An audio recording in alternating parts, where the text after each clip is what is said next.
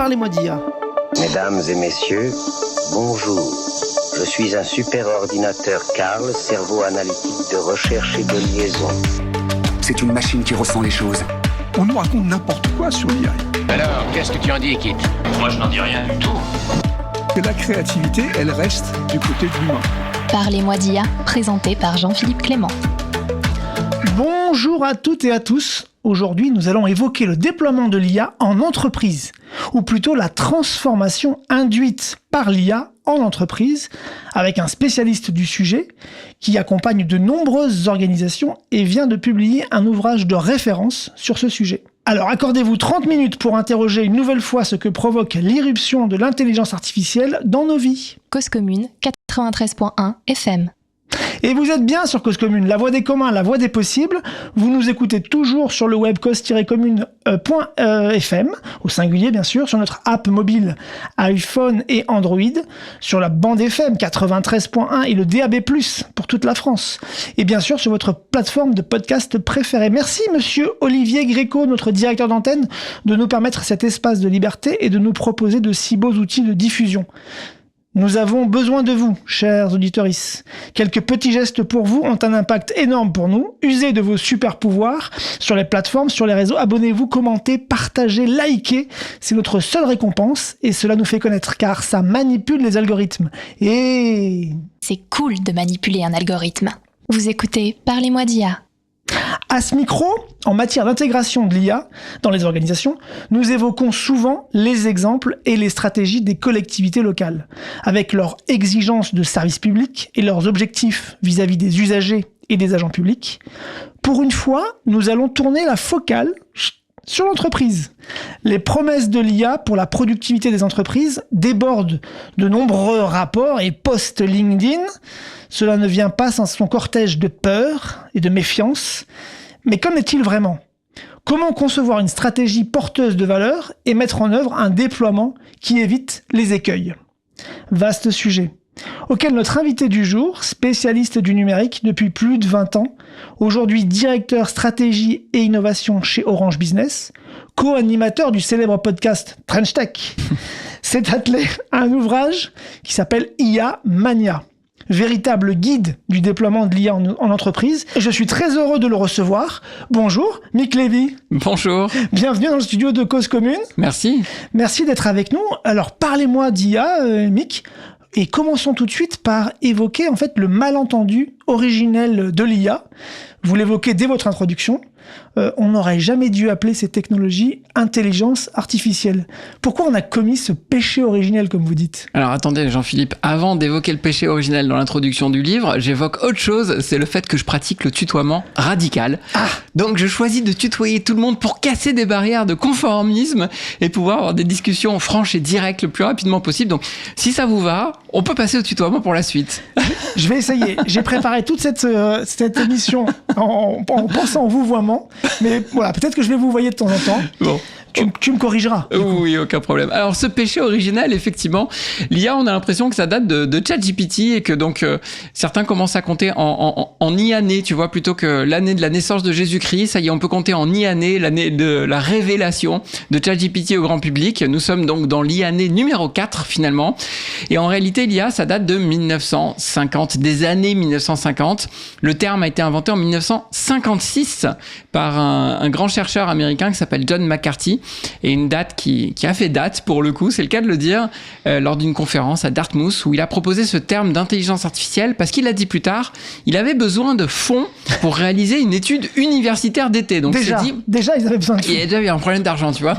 Il faut un terme qui claque, là, pour obtenir les fonds dont j'ai besoin. Alors, bien vu, non seulement il a eu les fonds qu'il a besoin, mais 70 ans plus tard, on s'apprête à fêter les 70 ans de cette grande conférence de Dartmouth, et ben, le terme lui a survécu et véhicule avec lui plein de malentendus, plein de ce qu'on appelle l'anthropomorphisation. On parle d'intelligence alors que c'est un trait purement humain. On nomme les IA par des petits noms, voire des prénoms parfois pour certaines dans le grand public, ce qui leur donne aussi des traits humains. Et je crois que ça amène un malentendu extrêmement fort sur ce qu'est véritablement l'IA et ce qu'elle permet de faire. Le sujet clé de mon livre, c'est de sortir de la fascination pour entrer dans la transformation. Je crois que beaucoup trop de monde est encore fasciné par les capacités de l'IA. Le terme qui doit revenir le plus quand tu vois des publications, c'est de dire c'est bluffant. Bah ouais, c'est du bluff, au sens littéral du terme. Il faut sortir de cette fascination technologique, comprendre ce qu'il y a derrière, comprendre quelles en sont les limites et qu'est-ce qu'on peut en faire de véritablement utile. Alors, avant d'entrer dans le vif du sujet du livre, on va l'évoquer, on va le décortiquer, le livre, carrément. Est-ce qu'on peut en savoir un peu plus sur vous, sur toi, sur ton parcours? C'est quoi ton cheminement jusqu'au digital service d'Orange Business? C'est quoi, en fait, moi aussi, je me pose la question de savoir c'est quoi le boulot du directeur de la stratégie et de l'innovation chez Orange Business. Chez Orange Business. Alors écoute, moi je suis un monomaniaque de ce sujet de la data et de l'IA. J'ai fait mon stage de fin d'études dans une entreprise qui s'appelait Business et Décision et qui accompagnait les entreprises, les collectivités dans tous leurs projets spécialisés en data en IA. J'ai travaillé moi 25 ans. Je suis un pur produit de cette entreprise et de ce secteur-là. J'ai commencé en 2001 quand les données n'étaient utilisées que pour faire du reporting, des KPI et encore on se demandait comment bien les faire pour améliorer les décisions de l'entreprise. De la BI. De la BI, de la business intelligence, exactement. Et puis avec l'intuition, tu vois que ça allait devenir quelque chose de plus en plus important. On le voyait bien avec Google, avec Facebook qui était en train de débarquer dans ces mêmes années. Et puis, écoute, 25 ans plus tard, l'entreprise s'est fait racheter entre-temps Business et Décision par Orange Business. Et donc, moi, j'y suis encore. Et Orange me donne l'opportunité de rencontrer une centaine d'entreprises par an. Je tiens des stats très précis sur ce sujet-là. Et depuis 4-5 ans, je suis à peu près à ça. Sur leur stratégie, sur leurs projets en data en IA. J'anime par ailleurs une 50aine de conférences par an pour les entreprises, parfois pour le grand public. Et j'adore ça parce qu'il faut faire comprendre ce qu'il y a derrière l'IA, encore une fois. Et c'est pour ça que ton livre est bourré d'exemples, justement tirés des entreprises. En fait, tu sais que c'est rigolo parce que, pardon, je te coupe, mais je me suis, en même temps que j'écrivais, cassé la tête pour me dire, mais s'il faut une IA pour écrire ce livre, ou pourrait l'écrire mieux que moi, ou peut-être que ce livre n'est plus utile parce que tu peux poser les questions à l'IA et retrouver ces éléments-là. Et en fait, je me suis fixé une ligne de conduite qui est de ne jamais utiliser l'IA pour la rédaction et que ce livre n'apportera de la valeur que s'il est empreint de mon expérience réelle, de mon vécu. Donc, effectivement, il y a plein d'anecdotes, il y a plein de projets, de cas d'usage, et c'est issu d'une expérience vraiment terrain. Si tu devais me résumer en fait l'objectif d'IA Mania, alors IA Mania c'est un titre fort quand même, les gens pourraient penser que voilà, on est dans la mania, on est dans le techno-solutionnisme. C'est quoi l'objectif de ce livre finalement? C'est justement tout l'inverse. Il y a plein de manières de le voir ce titre. D'abord, tu auras remarqué peut-être, ou nos auditeurs le voient pas, mais allez le voir, que le I est écrit en minuscule par rapport au A qui est écrit en majuscule à chaque fois que je parle d'IA. C'est une convention que je me suis donné pour montrer que l'intelligence en réalité est bien minuscule par rapport au caractère artificiel de l'IA et souligner que voilà, il y a une vraie différence entre l'intelligence artificielle qui est notable, qui apporte plein de choses, et l'intelligence humaine, et qu'il ne faut pas les noter de la même manière.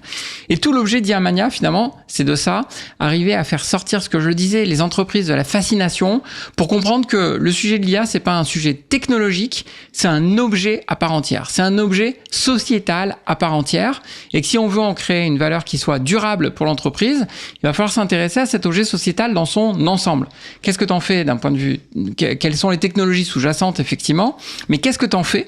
Quel cas d'usage tu vas pouvoir développer? Comment tu transformes l'entreprise? Comment tu organises l'entreprise? Comment tu t'assures que les gains de productivité sont réellement transmis pour créer de la valeur? Comment tu formes? Comment tu accompagnes? Comment tu embarques avec toi alors que l'IA véhicule en même temps plein de peurs dans l'entreprise? C'est tout ça l'objet de ce livre. Un vrai guide du chemin à parcourir pour arriver à déployer l'IA dans l'entreprise.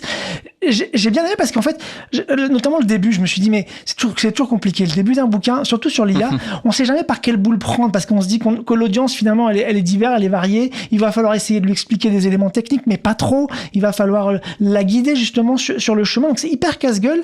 Et en fait, t'as super bien évité l'obstacle puisqu'en fait, tu commences par dire, bon, je vais vous redire un peu ce que c'est que l'IA. Et pour mieux vous le faire comprendre, je vais définir les quatre grands domaines de l'IA. Et en plus, c'est des domaines qui ont été développés chronologiquement pour vous faire comprendre les différents cas d'usage de ce qu'on appelle globalement l'IA. J'ai la conviction que comprendre ce qu'est l'IA pour une entreprise, le mieux, c'est de rentrer par ses capacités. Qu'est-ce que tu peux en faire? Et ça, c'est aussi le point que je prends systématiquement sur les conférences que j'anime. Faut d'abord expliquer ce qu'on peut en faire. Ouais. Et donc, effectivement, quand tu cherches à faire un peu, à organiser les choses, et je crois que c'est important pour bien comprendre, t'as 4 grandes familles d'IA, t'as 4 grands domaines d'IA. D'abord, l'IA analytique, celle qui arrive en premier, que les entreprises pionnières connaissent très très bien depuis les années 2000 dans la banque, l'assurance, la distribution notamment. Celle de la BI. celle de la BI, mais qui peut aller plus loin, puisque tu vas chercher à modéliser des phénomènes complexes pour pouvoir ensuite les prédire, voire prescrire des actions pour qu'il se passe quelque chose de mieux. Typiquement, un moteur de recommandation, quand on te dit, tu as acheté un livre de Marc Lévy, achète un livre de Guillaume Musso, ça va te plaire, on est venu modéliser un comportement d'achat chez les clients. On peut avec ça aussi parvenir à prédire quels sont les clients qui vont partir à la concurrence pour tenter de les retenir. On peut arriver à segmenter différents clients. On peut arriver à identifier des fuites d'eau, par exemple, pour des collectivités locales, c'est un grand classique, ou arriver à faire de la prédiction des quantités qu'il va falloir selon le menu du jour dans les cantines pour limiter les déchets. Voilà. Deuxième domaine, peut-être, je vais aller un peu plus vite si tu veux, c'est celui du perceptif. Donc c'est là que l'IA perçoit son environnement. Ça a donné lieu notamment à tout ce qui est autour des véhicules autonomes ou à des contrôles automatisés sur des chaînes de production pour vérifier qu'il n'y a pas de fabrication qui soit défectueuse. On a ensuite l'IA générative. Que tout le monde connaît, que beaucoup utilisent déjà au quotidien avec toutes ses capacités. Et qui arrive vraiment à la fin de cette histoire, assez récemment. En fait, il faut comprendre que l'IA, ça s'est construit, c'est une lente évolution avec des grands à-coups. Donc, tu vois, tu as eu un énorme à-coup dans les années 2010 avec ce qu'on a appelé le deep learning qui a donné lieu à l'IA perceptive. Et puis, tu as eu un autre à-coup avec les transformers qui a donné lieu à l'IA générative. Et là, on est en train de connaître à nouveau un nouvel à-coup qui est lui un peu différent autour de l'IA agentique, donc une IA qui va permettre de réaliser des actions directement. Et ce que tu redis, c'est que finalement, l'IA agentique, c'est pas une IA en tant que telle, c'est plutôt l'orchestration de toutes ces IA potentielles, de tous ces outils potentiels qu'on peut mobiliser. Exactement. Comment tu vois l'IA agentique aujourd'hui, notamment en entreprise? Parce qu'on est au balbutiement. Il y a quand même peu d'exemples vraiment en production, mais il y a plein de perspectives potentielles et plein de promesses. Comment aujourd'hui on commence à envisager l'IA agentique dans les entreprises? Alors pour en donner d'abord peut-être une toute petite définition, finalement les IA génératives, elles généraient, mais elles ne faisaient rien. Tu peux générer des mails, des comptes rendus, des trucs hyper complexes, mais elle ne fait rien. Elle était incapable d'accomplir une quelconque action. Une IA agentique, on va lui donner un accès à des outils numériques, il y a des protocoles qui sont maintenant au point pour ça, pour que l'IA puisse aller écrire dans une base de données, puisse réaliser une commande, puisse faire un paiement, puisse négocier éventuellement avec une autre IA agentique aussi, etc. Donc on va passer... Finalement, il y a une grande promesse qui est attendue derrière, c'est une création de valeur directe. L'IA générative a essayé un peu déceptif quant à la valeur qu'elle a créée, puisqu'on comprend finalement qu'elle ne fait rien au bout de quelques temps. Il faut un peu la pousser, quoi. Faut un peu la pousser, ouais. Et là, avec l'IA agentique, on va pouvoir lui faire des choses. C'est grâce au modèle de raisonnement, donc qu'on a connu avec l'IA générative, qui sont sortis il y a maintenant à peu près un an et demi. Globalement, c'était courant 2024 que ces modèles ont commencé à être au point. Et ces modèles de raisonnement qui vont permettre d'orchestrer du coup différents IA, différents modèles, différents types de modèles pour accomplir éventuellement jusqu'à des processus complexes de bout en bout. Et donc il y a une promesse derrière qui est énorme. Les initiatives, tu as raison, sont vraiment balbutiantes. Pour l'instant, les cas où on teste le passage à l'échelle, on se rend vite compte que ça coûte très très cher, suivant la manière dont on va le faire. Ça demande beaucoup de ressources aux différents modèles. Énormément de ressources, exactement. Ça fait énormément de consommation de tokens, pour dire le terme technique. Donc ça, c'est le premier frein pour l'instant. Et puis, on a du mal à maîtriser, c'est le deuxième frein principal, la fiabilité de ces IA, puisque les grands modèles d'IA continuent d'halluciner, continuent de faire des erreurs, il faut le dire. Donc, faire une erreur quand c'est dans un rapport qui t'a généré, tu peux la corriger, ou alors ça passe parmi les X contenus. Mais dans un processus? Mais quand c'est dans un processus, ça va te créer des erreurs en cascade, puisque l'autre IA qui va passer derrière va tirer parti de la première erreur, etc. Et ça peut t'amener à des grands problèmes.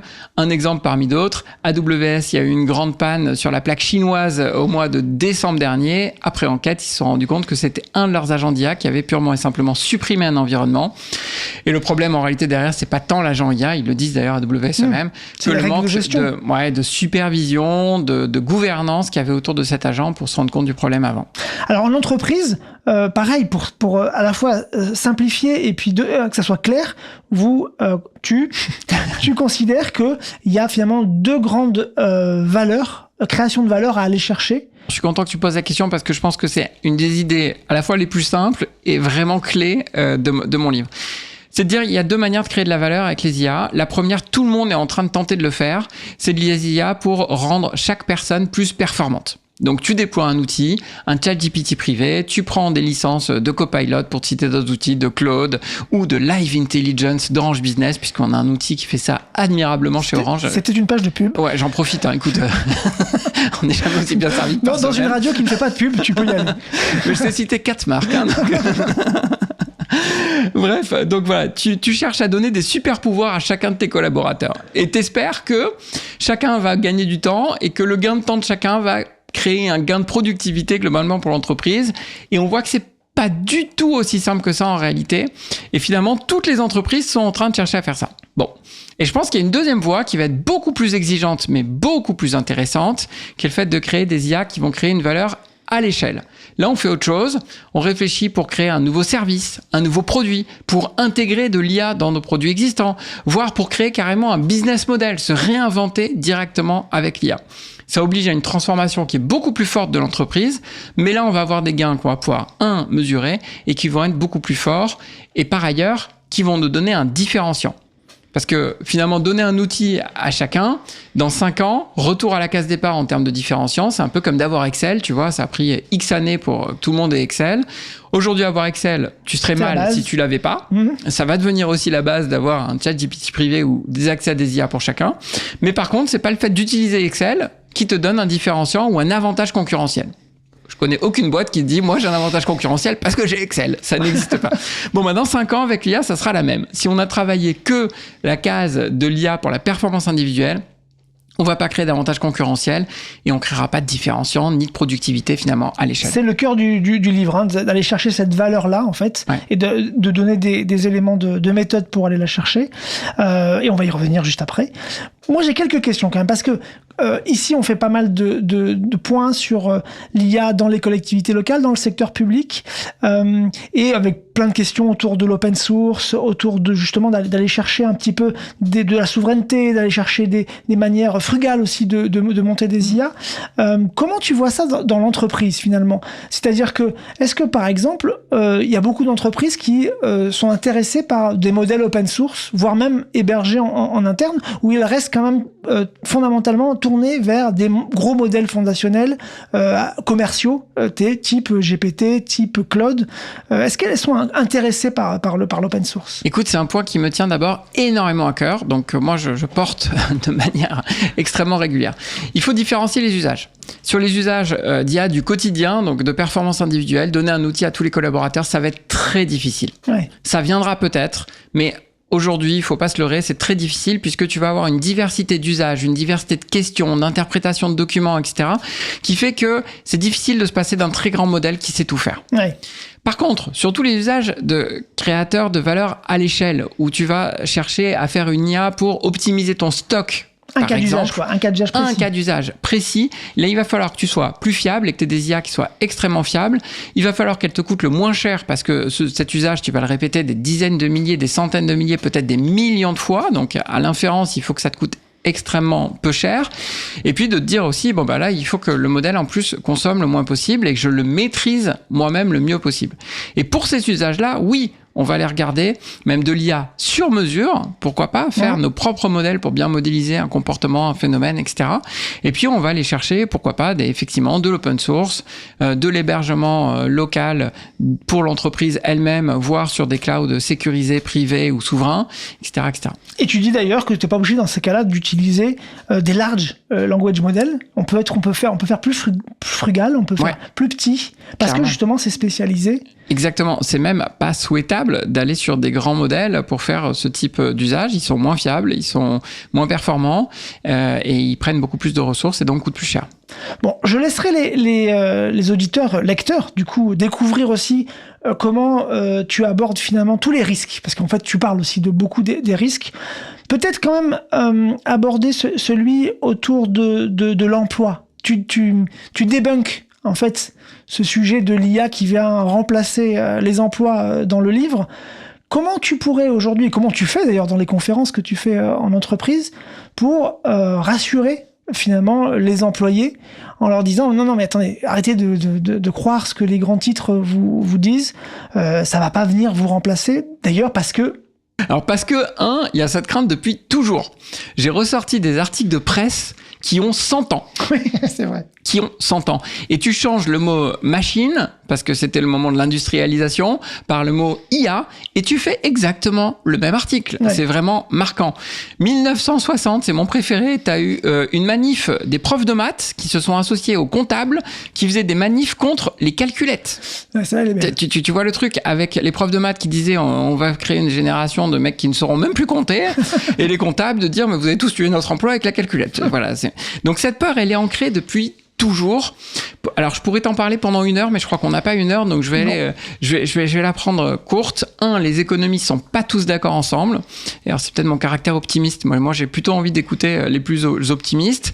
Ceux qui travaillent le plus sur les sujets d'innovation, comme Philippe Aguillon, qui a eu un prix Nobel d'économie, lui dit que à chaque fois que tu innoves, que tu gagnes en productivité, même fortement, ça va te permettre de faire d'autres choses, donc de créer de la valeur, donc d'avoir besoin de plus de personnes in fine. Et dernier point, et je pense que c'est le fond du problème, les médias et beaucoup de personnes ont tendance à avoir une vision trop technocentrée. On s'intéresse à la technologie, c'est là qu'elle fascine. On écoute les grands de la tech nous raconter parfois leurs fables. Ouais. Et du coup, on ne voit que ça. Mais le sujet de l'emploi, il y a 10 000 paramètres en plus de celui de la techno, à commencer par un paramètre qui ne devrait pourtant échapper à personne, celui de la démographie. On est en train d'arriver au moment où on va commencer à avoir une décroissance du nombre des actifs.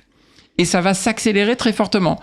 Et un rapport du Haut Commissariat au plan montre que même si on a 150 000 immigrés, on va pas avoir assez de personnes à l'horizon 2040.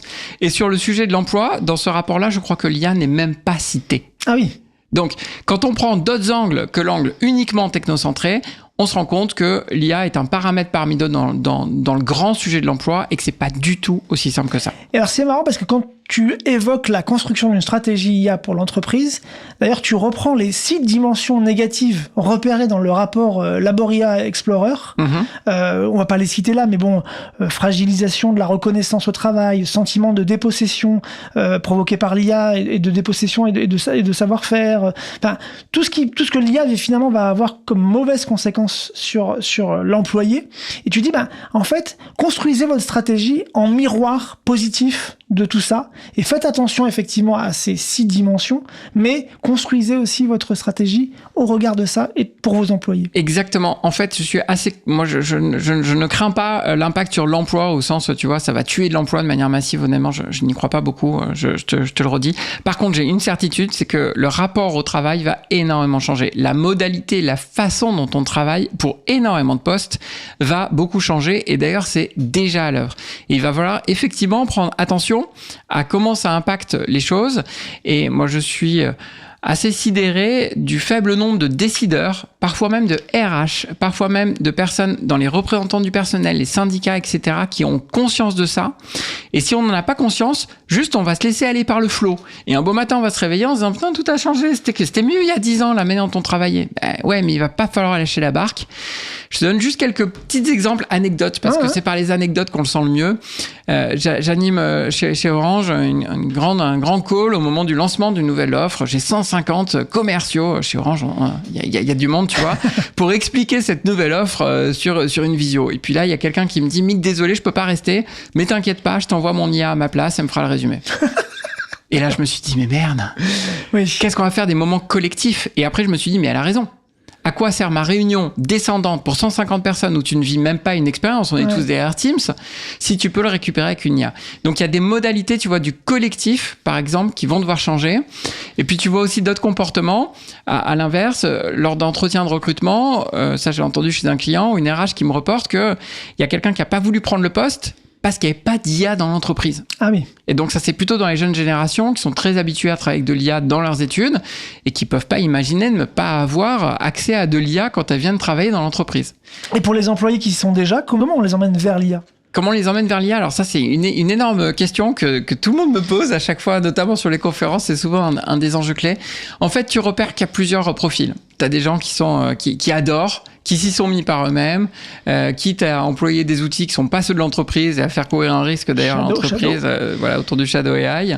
Et puis à l'autre bout de la chaîne, tu as ceux qui rejettent complètement l'IA. Alors moi, je pense qu'il va falloir faire énormément de pédagogie. Je pense qu'il va falloir faire beaucoup d'acculturation, et j'adore ce mot, et il faut le prendre à mon avis au sens premier du terme, c'est-à-dire de changer la culture. L'acculturation, on entend souvent de la formation derrière. Non, c'est un changement profond, c'est un changement de culture. Donc ça va pas se faire en une seule fois avec une conférence ou un atelier ou autre. Il va falloir peu à peu embarquer chacun, et par plein de dispositifs différents, des formations, des conférences, des ateliers, du coaching, peut-être, des clubs où entre utilisateurs ils commencent à se parler de qu'est-ce qu'ils en ont fait, des moyens dans les outils aussi qui vont permettre de partager certains prompts, certains agents qui ont été réalisés à un endroit pour qu'ils puissent être utilisés par d'autres. Voilà, c'est tout ça qui va faire que peu à peu toute l'entreprise va s'y mettre. Tu as vu ce nouveau... Enfin, je suis complètement d'accord avec toi, mais en même temps, tu as vu ce nouveau phénomène des grands pontes de l'IA qui viennent devant des universités américaines, qui commencent à leur vendre un avenir IA, qui commencent à leur vendre beaucoup de choses en termes d'IA et qui se font siffler. Et est-ce qu'il y a pas quand même, malgré tout, quand c'est pas concret, quand c'est pas raccroché à quelque chose, un risque d'IA bashing assez fort qui va commencer par les étudiants, mais qui peut-être pourrait, si c'est mal maîtrisé, mal gagner aussi les entreprises. Comment on peut... C'est un phénomène que j'adore. Et il y a 10 ans déjà, j'avais créé une des conférences que j'animais était là-dessus sur les rebelles de l'IA, tu vois. Et effectivement, plus l'IA se déploie, plus on est en train d'en avoir. Et puis alors, tu parlais des exemples, voilà, avec le CEO de Google qui s'est fait huer par des étudiants, mais il y a aussi des attaques de data center. Oui. Il y a aussi la tentative d'incendie du domicile de Sam Altman, le patron d'OpenAI. Donc il y a un vrai vent de révolte et d'anti-IA qui est en train de se structurer un petit peu, qui est extrêmement fort. Et pour le coup, on peut les comprendre. Parce qu'il faut absolument pas nier tous les éléments absolument négatifs qui accompagnent le développement de l'IA, le déploiement de l'IA tel qu'il est fait aujourd'hui par les géants de la tech. C'est ça. Je pense notamment à l'impact environnemental qui est juste énorme et dont il faut bien dire qu'ils se contrefoutent un petit peu pour te la jouer courte. Il y a le chiffon rouge de l'emploi que eux-mêmes ont agité pour faire peur, pour alimenter la fascination. Ça a tellement bien marché que du coup il y a plein de monde qui y croit. Donc évidemment les étudiants ils rejettent ça massivement puisqu'ils disent c'est en train de prendre notre job donc t'es bien gentil mais voilà. Tu parles d'avenir mais visiblement en même temps tu nous dis qu'il n'y en a plus beaucoup. Je le redis, je pense que c'est pas autant fondé qu'on nous le vend, mais toujours est-il qu'ils l'ont beaucoup agité.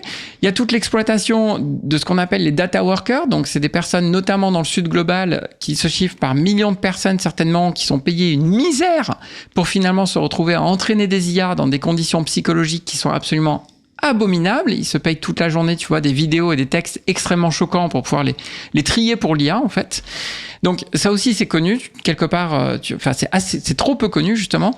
Mais la tech n'a finalement rien à envier, tu vois, à l'industrie du textile, par exemple. Et finalement, l'entreprise, dans sa stratégie, doit aussi prendre en compte ces questions-là et doit montrer qu'elle les traite aussi dans la stratégie. Ah, mais c'est une de mes grandes convictions et c'est pour ça que tu l'as dit. Il y a une des parties complètes du livre, je pense d'ailleurs, c'est la plus grande partie en nombre de pages qui traite des risques et des impacts sociétaux et que je raccroche à chaque fois au monde de l'entreprise. Tous ces éléments-là ont des impacts sur la façon dont on le déploie dans l'entreprise. Il faut absolument en avoir conscience. Bon, et tout le livre, effectivement, donne aussi beaucoup d'éléments méthodologiques pour s'y mettre, pour avancer, avec beaucoup de schémas, beaucoup de matrices, beaucoup de templates aussi pour se mettre le pied à l'étrier. Comment on fait pour à la fois monter une stratégie, tout en se disant, bon, ça va encore changer dans les 6 prochains mois. Comment on s'adapte à ça? Comment on est résilient finalement aux évolutions? Alors, tout ne va pas changer. Effectivement, j'explique que la stratégie IA doit se construire en 6 piliers. Le patrimoine data, on est vraiment les fondamentaux, tu vois. Et puis, il y a 4 autres piliers qui sont les usages, qui sont la responsabilité, notamment sociétale, qui sont la transformation de l'entreprise et de sa culture, finalement, la technologie, qui est un pilier parmi d'autres, et puis la façon dont on va exécuter, diffuser cette stratégie d'IA. Donc, il faut se donner un cap en définissant cette stratégie. Par contre, le mot stratégie peut être super impressionnant, mais il faut absolument pas faire une stratégie pour les 3 à 5 ans à venir, comme on a pu le faire dans des entreprises parfois. Il faut se donner un cap, une vision, et accepter que cette stratégie elle va être constamment revisitée. C'est absolument pas un point d'arrêt. C'est une feuille de route qu'on fait évoluer en chemin, tu vois, un peu comme avec un GPS très très dynamique qui change en fonction des conditions de circulation et qui te fait finalement emprunter une autre route. Et puis voire même tu peux changer la destination en cours de route parce que tu te dis tiens je vais plutôt aller à point B plutôt qu'à un point A, ça a l'air beaucoup plus sympa. Donc il va falloir que nos auditeuristes deviennent aussi lecteuristes, tu as raison, pour finalement aller plus loin que ce survol. On a vu la richesse de ce livre et des éléments qu'il partage. Merci beaucoup pour ce partage rapide en une demi-heure. Merci Jean-Philippe. On rappelle que le livre s'appelle IA Mania et qu'il est aux éditions Vuibert. Merci à vous, chers auditeurs. C'est cette émission. Si cette émission vous a plu, usez de votre grand pouvoir, likez cet épisode et manipulez les algorithmes pour nous aider à diffuser ce contenu plus loin. Restez sur 93.1 FM, sur Cause Commune, et on se dit à bientôt.